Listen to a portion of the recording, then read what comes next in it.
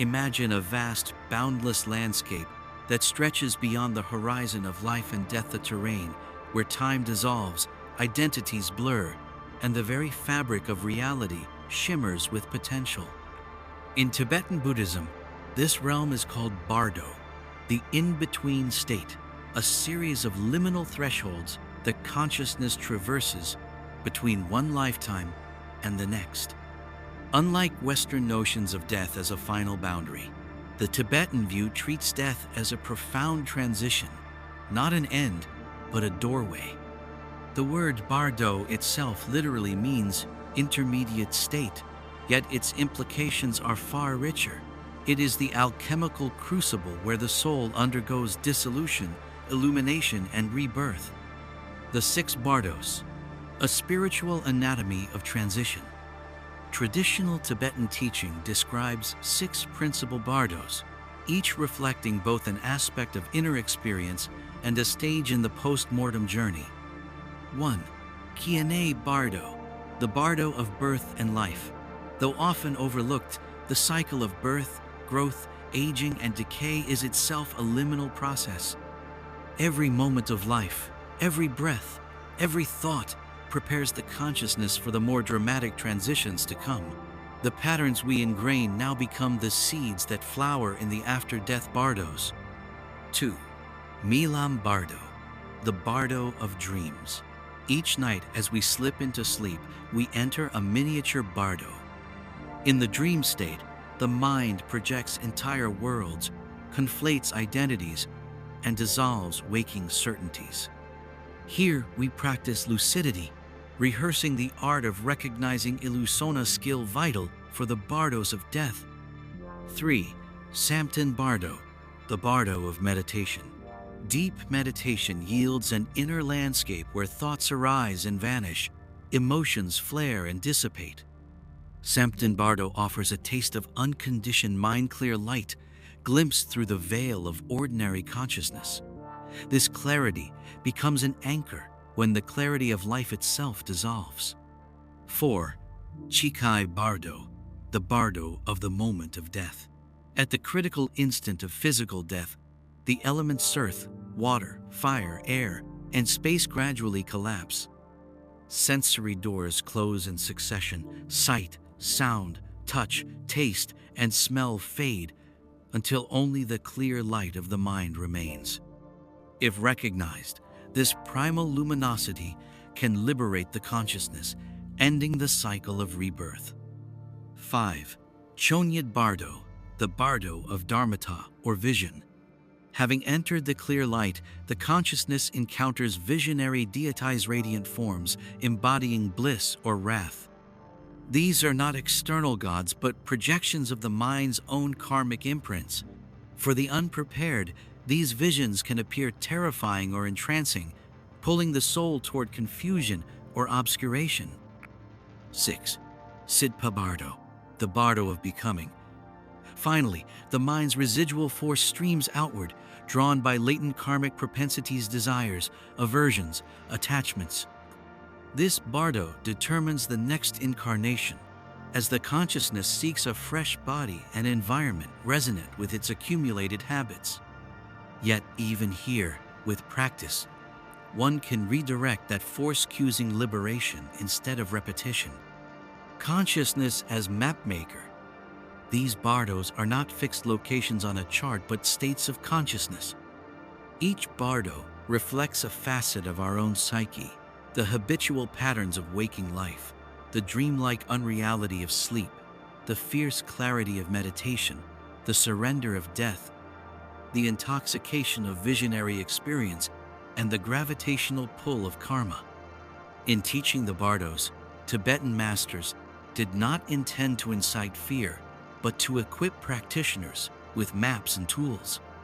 By understanding and rehearsing these states through dream yoga, meditation, and guided readings of the Bardo Thödol, Tibetan Book of the Dead, one cultivates the capacity to recognize illusion, to stay present amidst disintegration, and ultimately to transcend the cycle of birth and death. Thus, Bardo is not a distant afterthought, but a living process woven into every moment of existence, Each breath, each dream, each moment of stillness, these are the training grounds for the final passage.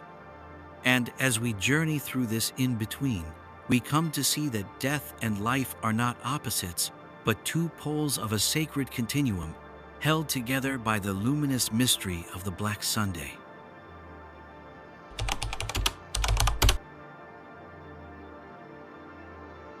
In the high plateaus of Tibet, amid windswept monasteries and snow-capped peaks, an extraordinary text was revealed, the Bardo Thödol, commonly called the Tibetan Book of the Dead. Far from a gloomy chronicle of dying, it is a manual of liberation, a precise alchemical map guiding consciousness through the perilous territories of post-mortem existence. Composed in the 8th century by the Indian master Padmasambhava and concealed until its rediscovery by the Tibetan treasure revealer Karma Lingpa in the 14th century, the Bardo Thödol stitches together ritual, psychology, and metaphysics into a living transmission, structure, and purpose. The text unfolds in 3 principal sections, each tailored to a phase of the dying process. 1. The Chikai Bardo instructions read aloud as the dying person's breath flickers. This section teaches how to recognize the clear light that shines once all sensory experiences collapse. By attuning to it, one can achieve instant liberation, escaping the cycle of rebirth. 2. The Chonyad Bardo instructions. As the consciousness drifts into the visionary realms of peaceful and wrathful deities, the practitioner is reminded that these awe-inspiring and potentially terrifying forms are mere projections of one's own mind. Recognizing their empty, luminous nature prevents panic and grants passage toward freedom. 3. The Sidpa Bardo instructions. Finally, as karma pulls the consciousness toward a new existence, these verses instruct on how to use Fawith transference practice that propels consciousness upward, beyond the lure of habitual rebirth to land in a fortunate womb or exit the wheel of samsara altogether. Key practices and rituals. The Bardo Thödol is never meant as silent scripture. It is a spoken guide, ritually chanted by lamas and attendants at the precise bedside moments. Its recitation a fusion of sacred meter, tonal quality, and rhythmic cadences serves not only to instruct the recently deceased, but also to anchor their awareness amid the maelstrom of death's dissolution. Asterisk naming the deities.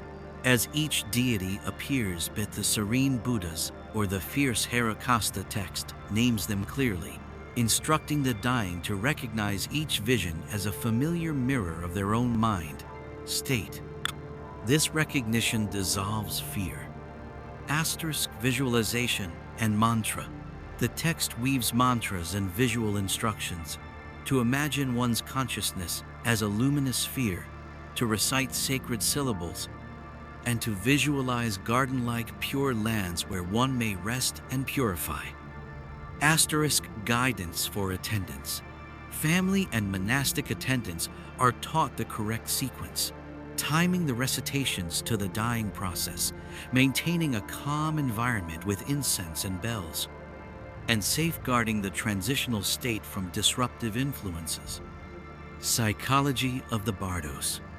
Modern psychologists have marveled at the Bardo Thödol's uncanny resonance with near-death experiences, the dissolution of bodily boundaries, encounters with luminous presences, overwhelming feelings of love or terror, and a powerful pull toward a tunnel or light. The Tibetan masters encoded these universal structures of consciousness into their ritual text, transforming death's confusion into a guided passage. By framing each hallucinatory image as a mirror reflecting the mind's own karmic patterns, the Bardo Thödol offers a direct practice in shadow integration.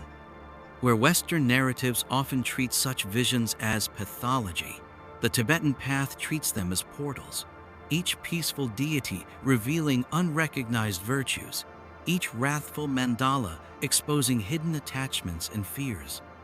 The promise of liberation. The ultimate promise of the Bardo Thödol is nothing less than complete freedom from rebirth.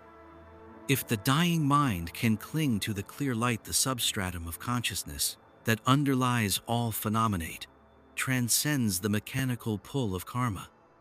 Even if full liberation eludes the practitioner, the guidance can secure rebirth in a pure realm, a sanctified environment in which the soul can continue its awakening without the hindrance of a crude human vessel. Yet the text's deeper invitation is for the living, to familiarize themselves through meditation, dream yoga, and moral discipline with the bardos of sleep and meditation, so that at death they may stand with recognition rather than confusion. Thus, the Book of the Dead is also a book of life, urging us to practice death in life, to die daily to egoic delusions, and to awaken to the luminous ground of being now.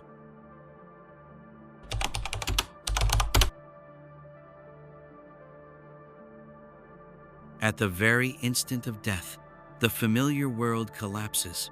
The senses one by one relinquish their hold.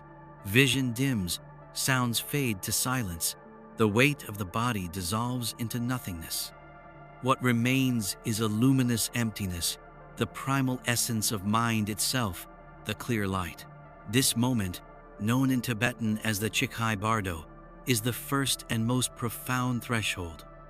It is the alchemical crucible in which the entire self dissolves, leaving only pure awareness shining like a jewel in the void.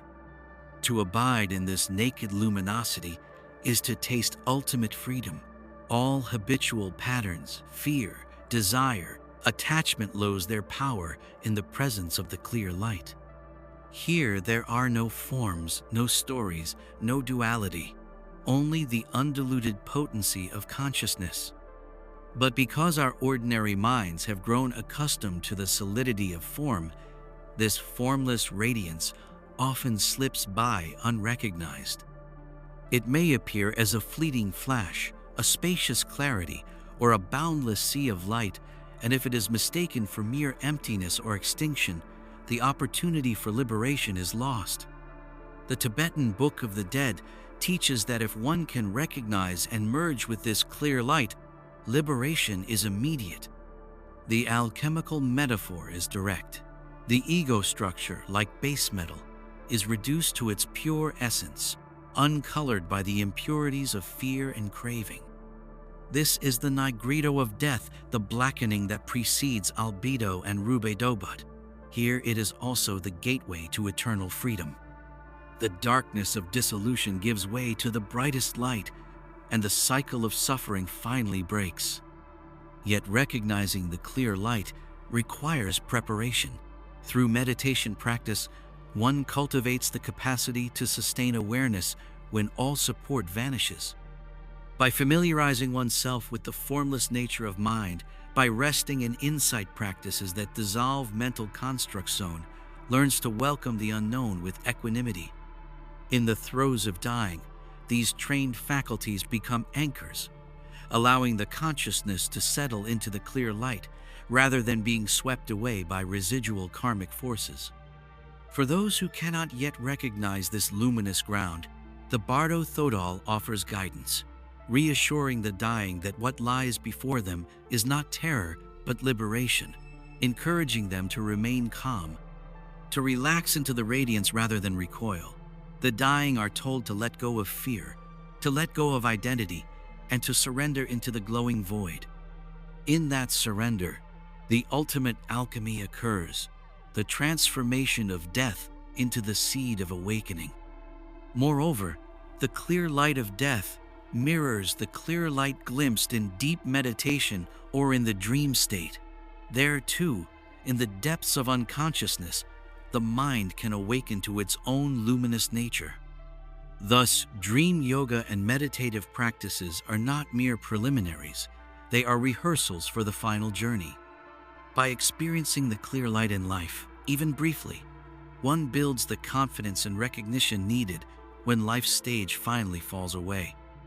In the circle of the 6 bardos, Chikhai Bardo stands apart as the moment of pure potential.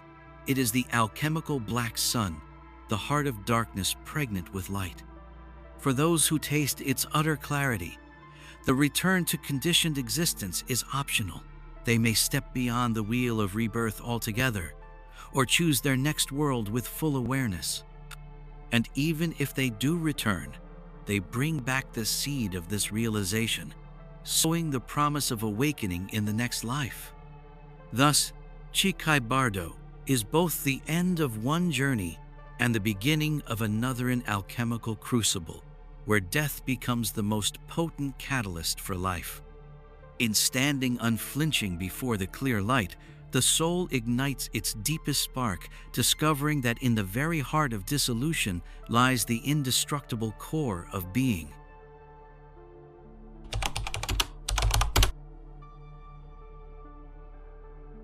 Once the dying consciousness has merged with the clear light, it drifts into the next realm, the Chonyad Bardo, the Bardo of vision. Here, as if projected onto the vast screen of mind itself, appear awe-inspiring deitism, radiant with bliss, others fierce with wrath. They are not external gods, but reflections of the soul's own karmic fabric, manifesting as pure archetypal energy. In one moment, the seeker may encounter the serene face of Avalokiteshvara, radiating infinite compassion. In the next, the terrible form of Yamantaka, the conqueror of death, flames dancing across his multi-armed silhouette. These visionary encounters can be intoxicating or terrifying, depending on one's inner readiness, for they arise directly from the patterns and projections that shaped one's life. The ancient masters teach that each divine apparition, whether peaceful or wrathful, is in essence empty, a luminous mirror reflecting the contents of consciousness. To mistake these forms for permanent realities, or to cling with fear or desire, is to fall prey to their pull, binding the soul to further confusion. Yet, if one can recognize them as one's own creation, arising and dissolving like waves upon the ocean of mind, then each vision becomes an opportunity for liberation. As the text of the Bardo Thödol intones, know them to be mind, not matter. Know them to be light, not darkness. Know them to be freedom, not fear. In that recognition, the fierce transformation begins. What once frightened becomes a gateway. What once seduced becomes a teacher. Psychologically, these visionary deities represent the deepest strata of memory and emotion. The peaceful forms evoke the latent compassion and wisdom residing in the soul, while the wrathful forms expose unacknowledged shadows, anger, pride, greed given shape and force. The alchemical process here mirrors albedo, the whitening stage in laboratory work, where impurities are purified and refined. By confronting both the divine serenity and terrifying power of these visions without reaction, the consciousness refines itself, shedding attachments and aversions in equal measure. Each wave of visionary power cleanses the vessel, making it ready for the final passage. The practitioner is guided to remain at the center of this storm, unmoved by either ecstasy or terror. Whether the forms appear as gods of light or demons of flame, they are ultimately expressions of mind's own creative force. To see them clearly is to see the raw energies that fuel existence, and in doing so, to transcend their sway. This is the highest alchemy, transforming fear into courage, attachment into clarity, projection into presence. As these visions fade, the consciousness, now purified by both peace and wrath, drifts onward. The final forces of karmic attraction begin to stir, pulling the soul toward rebirth.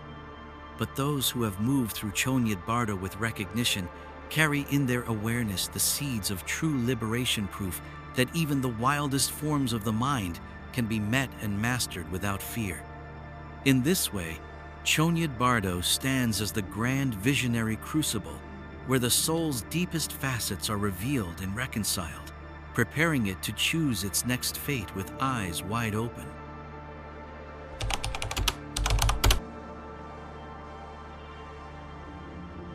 After the dazzling array of visionary deities fades into the distance, the consciousness drifts into the final and often most compelling of the bardos, Sidpa, the bardo of becoming.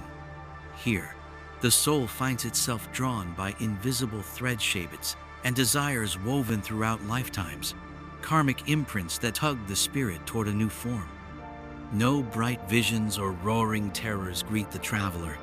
Instead, a subtle gravitational pull arises, as if the mind were a seed yearning to sprout in fertile ground. The moments of pure liberation have passed, and now the alchemy turns to transformation once more.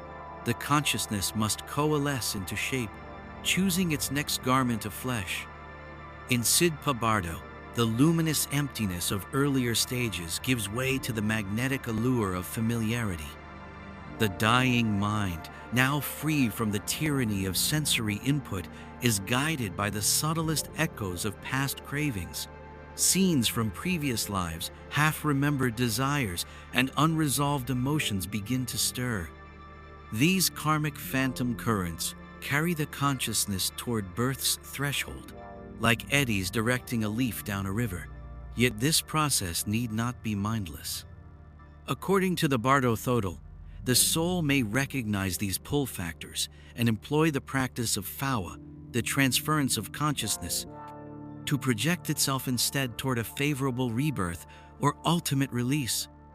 Phawa is an ancient art of inner alchemy, whereby the practitioner trains the mind to move like a bird, leaving its cage swiftly, consciously, and free. Without such guidance, the mind succumbs to its habitual momentum. Cravings for comfort, recognition, or sense gratification emerge as visual and emotional attractor images of nurturing mothers, familiar homes, or luxurious pleasures. Each flash carries the weight of accumulated karma. The karmic pattern becomes the midwife of the next life. This is why the Sidpa Bardo is also called the karmic nexus, the juncture at which past actions crystallize into future reality. Yet even this nexus can be approached as an alchemical process. By bringing mindful awareness to the arising impulse of serving without attachment, the traveler can transform reactive habit into conscious choice. The invisible chains of karma can be felt, acknowledged, and finally relinquished. The alchemical metaphor here is the calcination of the remaining ego.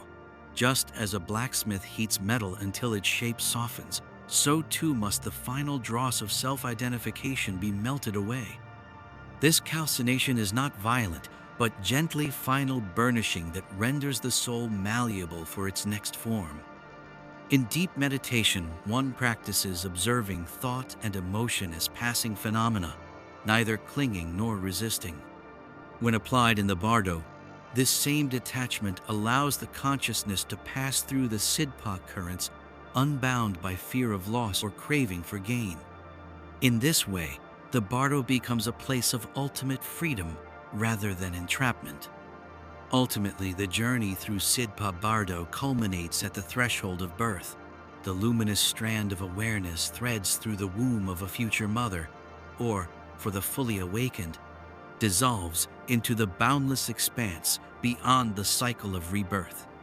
In either case, the soul acquires a new vessel, its shape determined by the clarity or confusion with which it navigated the path of becoming. For those who have recognized the clear light, who have met deities as reflections of mind, who have practiced mindful phawa and shadow integration, the final emergence is not a random leap, but a deliberate passage into a field of conscious creation. Here, the alchemy of death and rebirth unites in seamless continuity, revealing that life and death are not opposites, but partners in the sacred dance of transformation.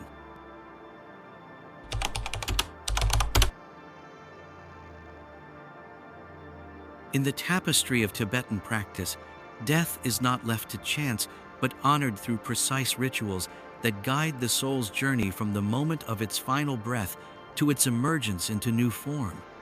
Central among these is phawa, the deliberate transference of consciousness. a technique whereby one trains in life to project the mind stream upward through the crown of the head at death, like a flame slipping free from a lamp.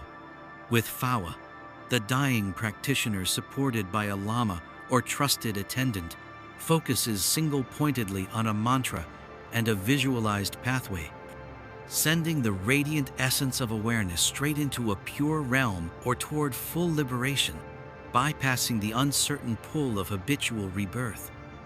Yet Phawa is only one thread in a wider web of passage rites. In many traditions, lamas recite the Tashi Gomang prayers, invocations of benevolent deities, and lineage mastersto escort the departing consciousness through the bardos. These verses invoke protective forces, calling forth the wisdom Buddhas and wrathful guardians to guide and support the soul as it traverses the landscapes of illusion and inner vision. Their rhythmic recitation and sacred melodies create an energetic corridor, providing both instruction and reassurance during the soul's most vulnerable passage. Outside the walls of monastery and temple, yet equally potent in its symbolism, stands the practice of sky burial. In this rite, the body is offered to the elements, often to vultures, affirming the truth of impermanence and the surrender of form back to nature's cycle. What many outside Tibet may find shocking, practitioners view as an act of compassion and liberation. The body becomes a final gift, dissolving its solidity and returning nutrients to earth and sky.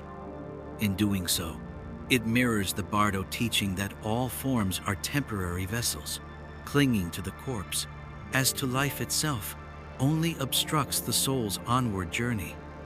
Each of these rituals, Phawa, Tashi Gomang, sky burial, serves as an outer reflection of the inner alchemy at work. They remind us that death is not a chaotic plunge into darkness, but a sacred transition, a carefully guided passage through states of mind that mirror our deepest patterns. Through mantra, prayer, and compassionate action, the Tibetan tradition offers not simply comfort to the dying, but a living transmission, a method to recognize each threshold, dissolution, vision, becoming as familiar terrain as stages in a journey we can learn to navigate with dignity and clarity. By weaving these rites into the very moment of departure, the practitioner dissolves the barrier between life and death. Friends and family, too, become participants in this alchemy. Through ritual, they transform grief into service, fear into mindfulness. And in this communal weaving, the Bardo realms become not distant esoteric zones, but the continuing fabric of everyday existence, each heartbeat a rehearsal for the final transition, each compassionate gesture a guidepost for the soul's unfolding voyage beyond the veil.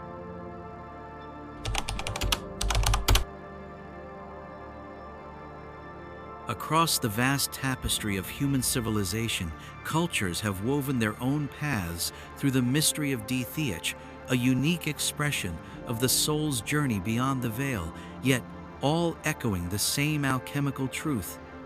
In the crucible of death, transformation becomes possible. In ancient Egypt, the famous Book of the Dead laid out spells, prayers, and maps to guide the departed through the duat, the underworld of twisting corridors and judgment halls. There the heart was weighed against the feather of Mate, principle of truth and balance, and only the soul unburdened by falsehood could proceed to the field of reeds, a paradisiacal realm of eternal peace. Within this judgment lay the alchemy, release of attachment and purification of intent. The familiar agricultural imagery, fields, crops, harvest, reminded the living that life and death are seasons in an unending cycle of growth, decay, and renewal. Across the oceans, the Maya sang of Xibalba, the place of fear, where death gods tested heroes with trials of darkness, water, and jaguar. Only through courage, cleverness, and surrender to the gods' demands could the soul emerge into the bright world of Tamawanchan, the realm of emergence and rebirth. Their ballgame myths, with the hero twins overcoming death itself, symbolized the alchemy of crossing thresholds, transforming fear into mastery, and securing cosmic balance. In the classical world, the Orphic mysteries hinted at the soul's descent into Hades and its potential return. Initiates drank a kykeon potion, signifying the death of the old self and communion with Dionysian ecstasy. They learned that the true journey was not across Styx, but within taming the tyrannies of ego, unlocking the divine spark, and emerging twice born into spiritual freedom. Even in modern accounts, those who brush the edge of death through near-death experience describe brilliant lights, life reviews, and encounters with being of unconditional love. These testimonies, whether framed in religious language or psychological metaphor, reveal universal patterns: dissolution of boundaries, surrender to a guiding presence, and return with a renewed sense of unity and purpose. Through every era and tradition, the alchemy of death remains the same. By embracing dissolution, we transmute the base material of fear and attachment into the gold of awakening. The rites change mummy wrappings give way to chants and pills, pottery tombs to sterile hospitals, but the alchemical process endures. Death in every tongue is the great teacher, the final forge where the soul's impurities are burned away, leaving the pure essence to shine. In recognizing this, we see that the true map of death lies not in the rituals or doctrines alone, but in the universal pattern of transformation. Whether in the dunes of Saqqara, the ball courts of Copan, or the quiet wards of a modern hospice, the same alchemy is at work. The old self dissolves, the soul confronts its deepest shadows, and from the crater of despair emerges the spark of eternal light.